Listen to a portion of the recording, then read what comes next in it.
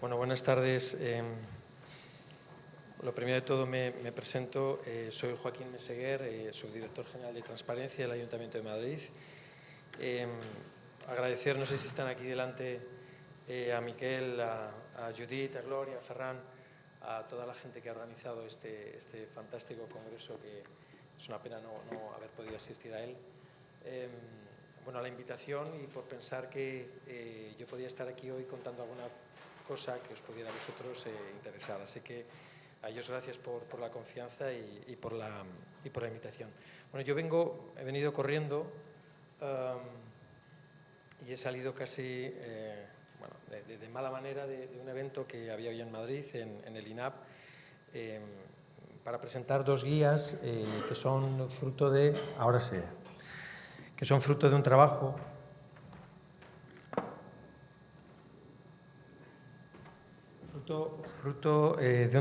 de un grupo de trabajo que se llama de acceso a información pública, constituido dentro de una red de entidades locales por la transparencia y participación ciudadana. Probablemente algunos de vuestros ayuntamientos pues, participen en esta red. Bueno, esas dos publicaciones, que son fruto, como os digo, de ese trabajo que hemos desarrollado en muy pocos meses, son, por un lado, una guía práctica de tramitación de solicitudes de acceso a información pública, una guía, os digo, muy práctica porque tiene formularios, tiene referencias a resoluciones de consejos comisionados de transparencia en nuestro país, especialmente, además, muchas referencias a la Comisión de Garantía del Derecho de Acceso catalana, a la GAIP. Y es una guía, sobre todo, que va dirigida o destinada a aquellos profesionales de la administración local que bueno, trabajan en entidades pequeñas, con pocos recursos o con poco personal y necesitan en algunos casos pues, tener, diríamos, algún elemento documental de apoyo para la mejor gestión de este tipo de procedimiento. Y por otro lado, la segunda publicación es una recopilación de análisis o de criterios interpretativos que hemos elaborado profesionales de varias administraciones públicas representados en ese grupo de trabajo y que abordan cuestiones que son bueno, dudosas, nada claras en torno a la gestión de este derecho, que es un derecho, diríamos, joven, relativamente reciente, reconocido en la Ley de Transparencia del año 2013 estatal y en la Ley de Transparencia también catalana del año 2014. Bueno, simplemente eso para que conozcáis que esas dos publicaciones existen, que son gratuitas, es más, acaban de poner a disposición hoy de todo el mundo en la página web de la CEMP, en un espacio que tiene reservado a esta red de entidades locales. Se pueden descargar gratuitamente, con lo cual es un material que yo creo que puede ser práctico y puede ser útil y de provecho vuestro, ¿no? Bueno, yo os vengo a hablar de dos cosas muy brevemente. Una de ellas es un proyecto de la Ciudad de Madrid en materia de comunicación clara, de lenguaje claro, muy vinculado a transparencia, aunque en realidad no haya sido la Subdirección de Transparencia la que haya desarrollado, diríamos, o puesto en marcha este proyecto. Y el segundo tema del que me gustaría hablar sí que está ya muy centrado en transparencia, relacionado con el acceso a la información pública, y no es en sí un proyecto, sino una forma de hacer que ha adoptado el Ayuntamiento de Madrid y que, bueno, algunas entidades locales ya lo han hecho suyo y creo que puede tener buenos resultados. Bueno, para hablar de este proyecto de comunicación clara, bueno, deciros que a mí me da mucha rabia reconocer que hablar de lenguaje claro y de comunicación clara en el ámbito de la transparencia parece ser que es el último grito, cuando en realidad debería de haber sido el primero. Yo creo que nos hemos confundido en el orden de las cosas, ¿no? Estos años recientes, desde la puesta en marcha de la Ley de Transparencia Estatal, nos hemos empeñado todos como locos, los responsables en materia de transparencia de las administraciones públicas, como digo, nos hemos vuelto locos y obsesionados en nutrir, diríamos, o dotar a los portales de transparencia o a las páginas web de un caudal de información pública que es abominable, vamos, es inasumible, es indigesto y yo creo que cualquiera que entra en un portal y ve ese volumen de información no vuelve por ahí en toda su vida. Y eso es lo que está pasando en muchos casos. No es que se aprecie que haya un volumen de visitas o una evolución en el número de visitas a los portales de transparencia que sea realmente llamativa, ¿no? Y la verdad es que con todos los esfuerzos y el tiempo que dedicamos a este tipo de proyectos, que el resultado sea este, pues la verdad es que es bastante lamentable, ¿no? Bien, el proyecto, diríamos, de lenguaje claro, de comunicación clara, lo que va dirigida es sobre todo a traducir, diríamos, los contenidos que nosotros elaboramos o que generamos, que están en nuestro poder, a un lenguaje, diríamos, mucho más asequible, accesible universalmente y, por lo tanto, bueno, cumpla con su función, obviamente, de trasladar a la ciudadanía los resultados de la gestión pública, que en realidad en eso consiste un proyecto de transparencia pública, ¿no? Aquí traemos a un señor un poco feito, un poco feuco, que se llama Catón. Este señor vivió allá por el tercer siglo antes de Cristo, del tercer al segundo siglo antes de Cristo, y dijo algo que es bastante evidente, pero como os decía, parece ser que lo acabamos de descubrir ahora como si fuera el último grito en la transparencia. Leer y no entender es como no leer, ¿no? Este señor, aparte de no ser muy agraciado, la verdad es que le han llamado de todo, porque le dijeron Catón el mayor, Catón el viejo, Catón el censor. Es verdad que al final de su vida algo bueno debía de hacer, porque le acabaron llamando Catón el sapiens, ¿no? Por lo menos el sabio. Yo creo que tenemos que aprender mucho de su experiencia y, como os digo, revertir todos estos 23 siglos que le han sucedido a él de destrozo, diríamos, del lenguaje, de la comunicación, para empezar a hablar, obviamente, de una manera mucho más clara y simple para el ciudadano. Estas dos imágenes representan, yo creo, de muy buena forma lo que ha sucedido, lo que estamos haciendo, lo que hemos hecho, ¿no? En realidad somos unos profesionales de la infoxicación, ¿no? Que es una palabra muy habitual en el ámbito de la transparencia pública, y es contaminar, obviamente, los portales, digamos, contaminar también al ciudadano con un volumen de información que él no puede en absoluto digerir, ¿no? Ahí tenemos a un obrero pintando, diríamos, de cristal lo que es realmente un muro, ¿no? Que es con lo que se topan muchos ciudadanos cuando entran en estos portales y no son capaces de encontrar ninguna información, o la información que encuentran realmente no les aporta absolutamente nada, porque no es información relevante, no es información actualizada, no es información reutilizable, ¿no? Pero sí que da una apariencia, obviamente, de transparencia, ¿no? Cuando alguien te dice, he entrado en tu portal de transparencia, y dice, y es alucinante la información que hay. Obviamente no se ha dedicado a leer ni lo ha intentado siquiera, ¿no? Pero obviamente la sensación o la apariencia que se genera es que hay mucha información, que hay información interesante o importante, pero en realidad no hay absolutamente nada de eso, ¿no?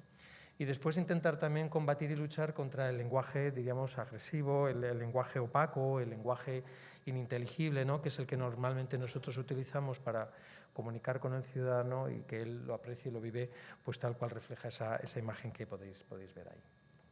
Bueno, yo os he traído aquí a uno de los villanos de la transparencia. Bueno, esta es una serie de dibujos que ha ideado una entidad que se dedica a la evaluación y acreditación en materia de transparencia. Probablemente, si vosotros trabajáis en este ámbito, sonará Acreditra. Os dais cuenta que estas entidades llevan siempre el TRA de transparencia en su nombre, ¿no? Pues Acreditra ha creado una serie de villanos de la transparencia, enemigos de la transparencia, y aquí hay uno de ellos, que es Incomprensit, ¿no? En esta familia hay personajes que son realmente indeseables, ¿no? Por ejemplo, tenemos a PDFman, que obviamente imaginaréis a qué se refiere, Brechatek, Burocratio. Bueno, es una familia realmente nefasta, y todos ellos hijos, además, de una madre que es tremenda, que es la incultura, ¿no?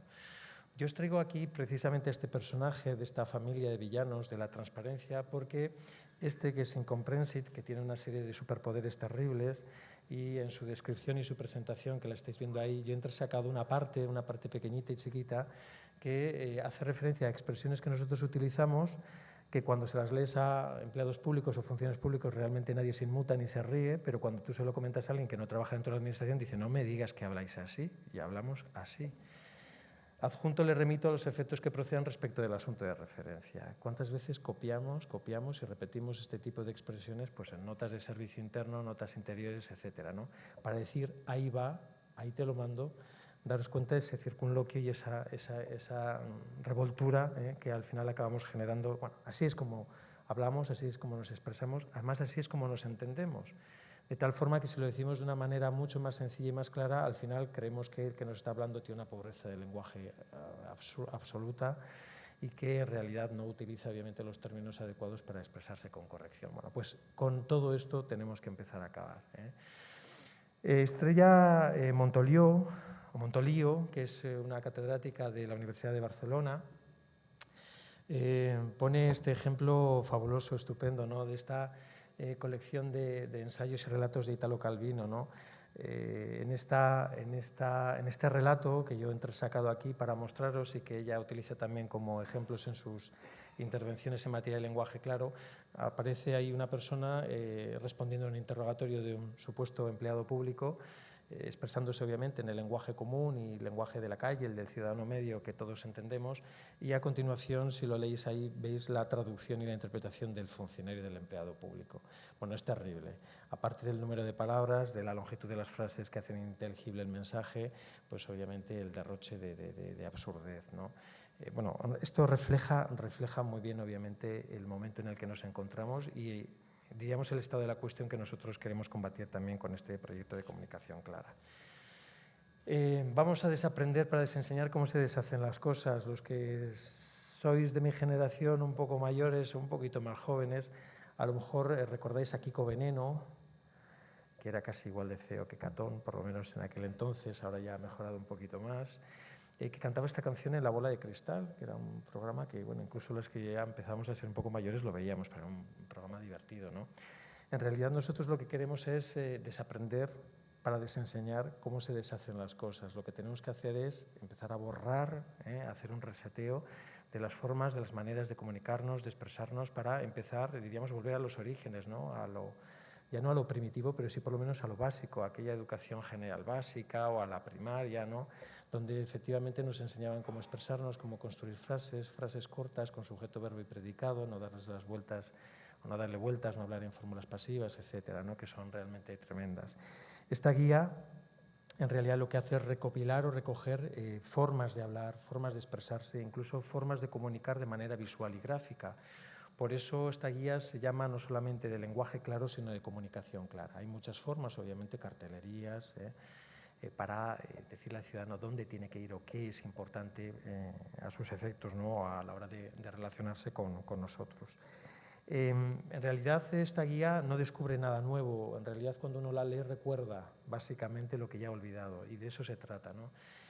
Precisamente aquí en Cataluña hace muchos años, los que nos dedicamos también a educar a los empleados públicos en el lenguaje claro, lenguaje jurídico, técnica normativa clara. En realidad ya lo habíamos leído, ¿no? Yo recuerdo los trabajos del grupo Gretel, que estaba formado por profesionales de las universidades públicas catalanas, estaba Carles Viver, estaba Miquel Martín Casals, estaba Salvador Coderch. En realidad, en sus obras, en sus artículos, en un libro en concreto que se llamaba La forma de la ley, ya nos decían cómo teníamos que expresarnos, cómo teníamos que redactar para que los ciudadanos, obviamente, nos pudieran entender. Los ciudadanos son, obviamente, a los que va dirigido este mensaje. Estamos empeñados en únicamente comunicarnos entre nosotros. Dices, si tu compañero de al lado, de la mesa de al lado, te entiendes que estás escribiendo bien, pues no. Ya estamos tan mal, tenemos la cabeza tan desvirtuada, el lenguaje tan desvirtuado, que en realidad el otro compañero nos entiende, pero el ciudadano no nos entiende. Es a él al que le tenemos que preguntar qué comunicación necesita para poder entender, obviamente, el mensaje que le lanzamos. Bueno, en esto, como os digo, consiste esta guía. Bueno, para llegar a esta guía hemos hecho un pequeño trabajo previo, internamente, dentro del propio ayuntamiento, primero preguntando a los compañeros, a los funcionarios públicos, dónde creen que puede estar el error, obviamente, o el origen de este mal uso o mal empleo del lenguaje para comunicarnos con los ciudadanos. E incluso se han constituido, creado algunos grupos de trabajo donde se ha debatido efectivamente qué términos se pueden emplear mejor que otros, ¿no? Fijaros las opiniones de este grupo de trabajo, ¿no? Que refleja muy bien efectivamente los problemas que tenemos cuando nos enfrentamos con este tema, ¿no? El expresarnos de manera clara. Es muy habitual, por ejemplo, que la excusa que se pone para no expresarse o no comunicarnos en otros términos sea que el lenguaje técnico es un lenguaje que exige tanta precisión y tanto detalle que obviamente traducirlo es imposible. Y esto normalmente nos lo suelen decir los que se dedican a materia presupuestaria, a materia de contratación, a materia, diríamos, de contabilidad, etcétera, ¿no? Es decir, oye, un suplemento de crédito es un suplemento de crédito. ¿Cómo lo digo para que el ciudadano lo entienda, ¿no? Si en realidad además al ciudadano qué más le da esto, si a quien le interesa es obviamente la intervención general o le interesa la Dirección General de Presupuestos o de Hacienda, etcétera. No, bueno, pues eso es también una idea errónea. También hay una brecha, efectivamente, que se ha producido, ¿no? En la evolución reciente dentro de la Administración y también en la sociedad, y es que el lenguaje administrativo muchas veces se ha tecnificado y, en cambio, el lenguaje, diríamos, de la calle se ha empobrecido también. Ahí se ha generado también una brecha importante y es muy difícil acercar algunas veces esos interlocutores, ¿no? El que comunica, la Administración pública, y el ciudadano, que es el que recibe ese mensaje. En esa encuesta que tuvo, ya veis ahí, 1.130 respuestas de empleados públicos, 1.130 empleados en Madrid contestando. Bueno, yo creo que es una encuesta, unos resultados muy poco autocríticos. En realidad nos damos un 5 o un 6, ¿no?, a la hora de comunicarnos con los ciudadanos. Yo digo que, vamos, esto debería ser un 1, un 2 o un 3. Llegar a un 5 es muy complicado y, desde luego, en ámbitos técnicos como el que os comentaba, en el ámbito presupuestario, es imposible. El ciudadano no entiende absolutamente nada de lo que nosotros decimos, ¿no? Fijaros dónde más se aprecia, o en qué ámbito se aprecia más la dificultad en la comunicación, en los requerimientos, en las citaciones, en los contratos, en las notificaciones. Bueno, siempre que existe algo que nos pone en comunicación con el ciudadano, ¿no? Hacienda un 21%, urbanismo, desarrollo económico y tecnológico, vivienda, y los comentarios y quejas de la ciudadanía llegan a través, pues, normalmente, canales que son telemáticos. El 51% de los empleados públicos dicen que han recibido alguna queja respecto de la forma en cómo nos expresamos. Yo creo que ese es un porcentaje terrible, es un porcentaje que no nos podemos permitir, que el 50% de los ciudadanos que se dirigen a nosotros tengan esa idea, es decir, que se acerquen para preguntarnos qué les hemos querido decir porque no han entendido lo que han recibido. Yo creo que es terrible, ¿no? Y aquí os traigo una dinámica de terminología administrativa curiosa, interesante. Quizá merecería la pena que, si no habéis hecho este experimento dentro de vuestras administraciones, lo probarais, lo intentarais. Y es seleccionar 50 palabras dentro de los documentos que habitualmente nosotros utilizamos, tampoco las más enrevesadas, pero sí las más comunes, y poner a un grupo a trabajar y a decidir, obviamente, cuáles son los términos de esos 50 que nosotros utilizamos más a menudo, que creemos que la ciudadanía identifica mejor, ¿no? Bien, en ese trabajo que se hizo en el Ayuntamiento de Madrid se seleccionaron como palabras, diríamos, clave o más habituales, o que creemos que el ciudadano las entiende: matrícula, inspección, imputar, denuncia, plazo, actuación, certificado, recurso, multa. Todas duelen casi, ¿no? Cuando uno las lee se siente de alguna manera un poco interpelado, ¿no? Y fijaros el resultado, qué curioso. Dice, de entre todas ellas, tan solo 3 forman parte del corpus de las 5.000 palabras que normalmente los ciudadanos, las personas, utilizamos en el lenguaje habitual. Solamente 3 de las que utilizamos son las que forman parte del diccionario básico, diríamos, de las personas. Y dice, y únicamente una de ellas está entre las 1.000 palabras de uso más frecuente, que es denuncia. También es una pena que sea una de las palabras, diríamos, más habitual en el uso, ¿no? Esto quizá nos tiene que hacer reflexionar, es decir, si nuestro diccionario habitual a la hora de redactar y expresarnos solamente incorpora 3 palabras de las que realmente utiliza la gente en el día a día, es que realmente tenemos algo que hacer, algo que revisar, algo que mejorar, ¿no? Y para terminar esta primera parte de mi intervención, simplemente deciros que entre los resultados está, por ejemplo, ese nuevo modelo ahora de denuncia de tráfico. Fijaros la evolución, ¿no?, de un documento donde aparece notificación de denuncia e incoación de expediente sancionador, donde el ciudadano no sabe realmente qué es lo que le está llegando. Hemos evolucionado a un formulario, diríamos, o a un gráfico o a un impreso, diríamos, mucho más visual, donde solamente se requiere o se informa de aquellos datos que son realmente necesarios para la actuación administrativa o para la actuación que nosotros queremos del ciudadano. Y quizá lo más claro de ahí es multa, ¿no? Es decir, cuando uno lo recibe dice multa, algo he hecho, algo me he saltado, algo no debía de haber sucedido, ¿no? Yo insisto mucho cuando la gente dice, es que en realidad no le estás comunicando una multa, le estás comunicando una denuncia y probablemente tiene un periodo de alegación, ¿no? Y yo incluso a los redactores de este documento se lo he dicho, le digo, esto no es del todo exacto. Dice, pero vamos a ver, ¿con qué idea se queda obviamente la persona que recibe esto? Que ha hecho algo mal, ¿no? Entonces a continuación va a empezar a leer. Si tú le dices incoación de procedimiento sancionador, hombre, por lo de sancionador sí que intuye que algo malo va a suceder o puede sucederle, pero desde luego aquello es mucho más gráfico. En lo que yo quería insistir es que el lenguaje claro no trata de no hacer daño al destinatario del mensaje, es decir, contarle las cosas que han sucedido de una manera que a él le resulte menos dolorosa, sino que lo importante es que lo entienda.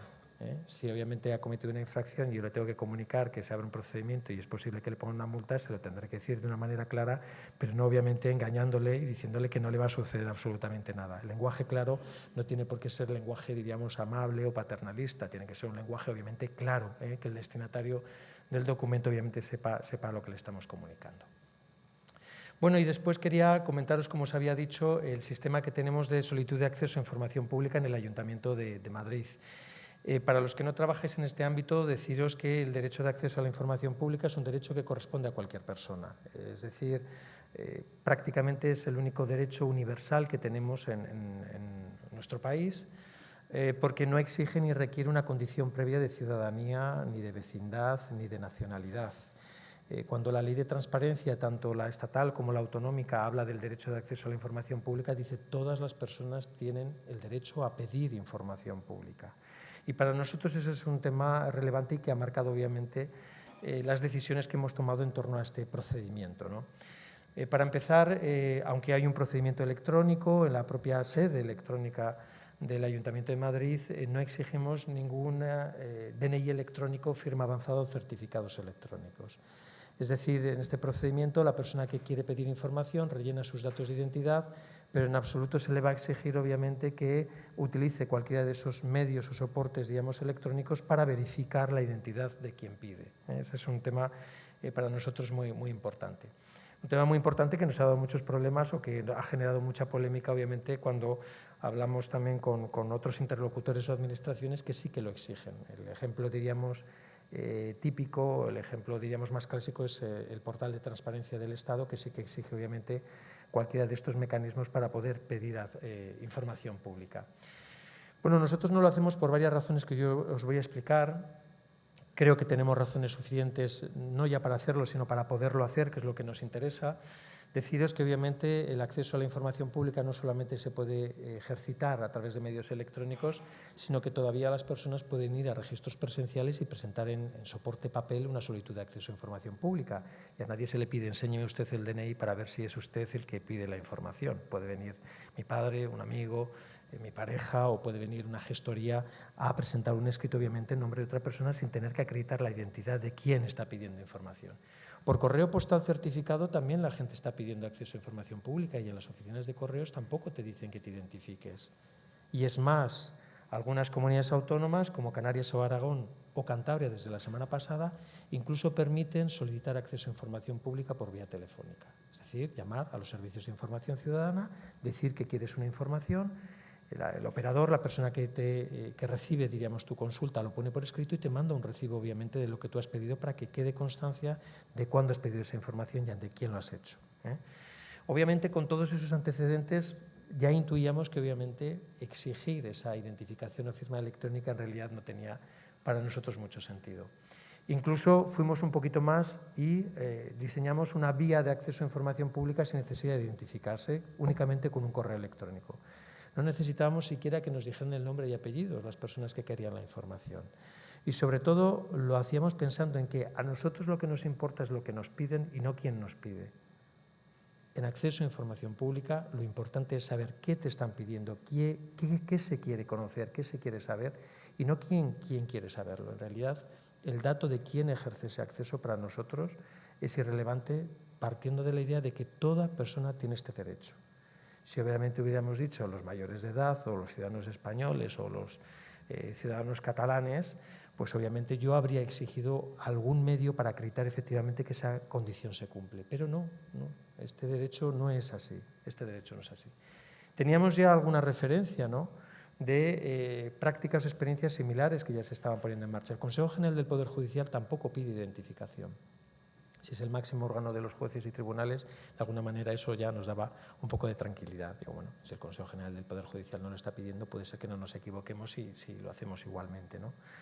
El Consejo de Transparencia y Buen Gobierno, cuando se interpone o se presenta una reclamación ante él, le permite al ciudadano rellenar un formulario, un PDF, diríamos, autorrellenable, y mandarlo por correo electrónico a una dirección que aparece en su propia página web. Ni siquiera tiene que presentarlo por un registro oficial ni hacerlo a través de sede electrónica. No hay ninguna comprobación ahí de la identidad, obviamente, de quien reclama.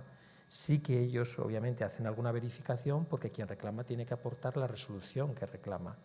Y en ese sentido ellos, obviamente, deducen que es el interesado el que está reclamando porque posee, obviamente, la notificación de la resolución, ¿no? Y después hay otras administraciones locales que, después de la experiencia madrileña, pues están incorporando en sus propias normas municipales, ordenanzas de transparencia, esta vía de acceso a información pública sin identificación, únicamente facilitando un correo electrónico. Es el caso de Gijón, de Sevilla, de Córdoba. Nosotros a esta vía no la hemos llamado procedimiento, no sé si os habéis dado cuenta, y eso generó cierto debate porque íbamos a hablar de procedimiento sin identificación y dice, eso no es un procedimiento administrativo, ¿no? Los clásicos del derecho administrativo dicen, oiga, todo procedimiento se inicia con una solicitud, obviamente donde como mínimo están los datos de aquel que pide algo, ¿no? Por eso la bautizamos y diríamos, la identificamos con ese nombre de vía, ¿no? Sin hacer referencia a la palabra procedimiento. Esta vía sin identificación, que permite pedir únicamente facilitando un correo electrónico, no permite, diríamos, pedir información en algunos casos. Es decir, esta ventaja o este beneficio no puede ser utilizado cuando yo pido determinado tipo de información pública. Diríamos que el hecho de que yo mantenga mi anonimato tampoco me permite, obviamente, pedir determinadas informaciones que nosotros podamos pensar que son sensibles porque incorporan, por ejemplo, datos personales de terceros, ¿no? Si resulta aplicable algún límite al acceso, no se puede pedir información por esta vía. Si hay alguna causa de inadmisión, tampoco se puede pedir por esta vía. O si existe algún régimen jurídico específico de acceso, es decir, si hay alguna materia para cuyo acceso, diríamos, tengo que recurrir a otra normativa distinta de la de transparencia, ¿no? En estos casos, obviamente, cuando yo pido información sin identificarme, no hay silencio administrativo. Tampoco hay la posibilidad de reclamar ante la Comisión de Garantía del Derecho de Acceso, sería la traducción a Cataluña o en el caso de Madrid al Consejo de Transparencia y Buen Gobierno, porque obviamente no hay procedimiento como tal, no hay resolución como tal. Hay un correo electrónico facilitando la información, si obviamente no hay ningún inconveniente, no hay resolución administrativa en sí.